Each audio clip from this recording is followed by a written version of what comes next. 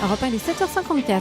L'humeur du jour, comme chaque matin sur Europe 1, rendez-vous avec nos confrères éditorialistes de la presse écrite. Ce matin, Yves Tréhard, bonjour. Bonjour Jean-Philippe, bonjour à tous. Directeur adjoint de la rédaction du Figaro.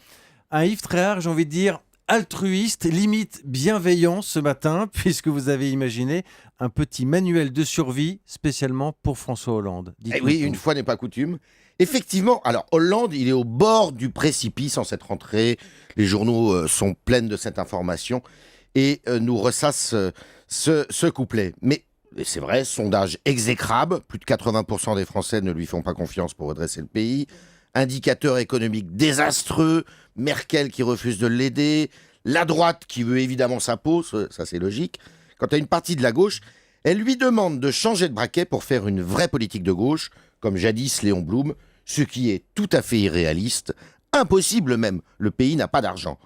Pour sortir de là, eh bien, le président de la République doit se bouger, il n'a plus le choix, puisqu'il est déjà très impopulaire dans son camp, il ne risque rien à l'être encore un peu plus. Pour cela, il faut qu'il fasse preuve de détermination, de courage, d'autorité, car c'est aussi cela qu'une majorité de Français lui reproche, de n'en avoir pas du tout. Alors vous dites qu'il doit se bouger concrètement, comment doit-il s'y prendre ? Il doit arrêter ce qu'on lui reproche, c'est-à-dire de finasser et mettre au pas, enfin, toutes les composantes de la gauche. Alors Mélenchon et les communistes, pas la peine, ils n'ont jamais été avec lui.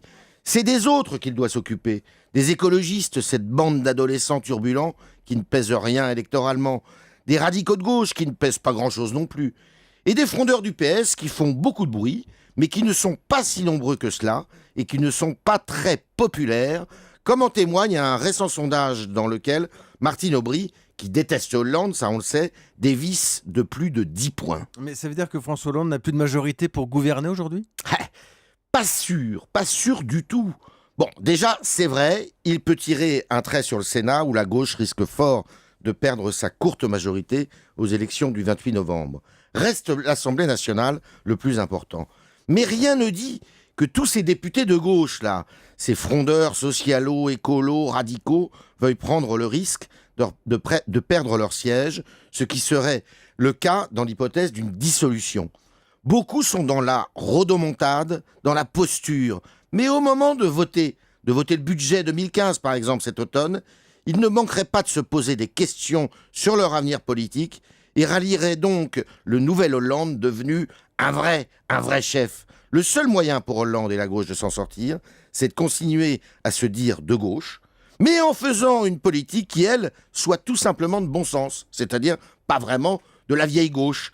Ce serait un grand progrès pour la France, et donc cette fois, ils pourraient enfin dire, tous ces socialistes, sans se mentir et sans mentir aux Français, qu'ils sont effectivement des hommes et des femmes de progrès. Voilà, manuel de survie pour François Hollande. C'était l'humeur du jour, signé Yves Tréhard pour Le Figaro.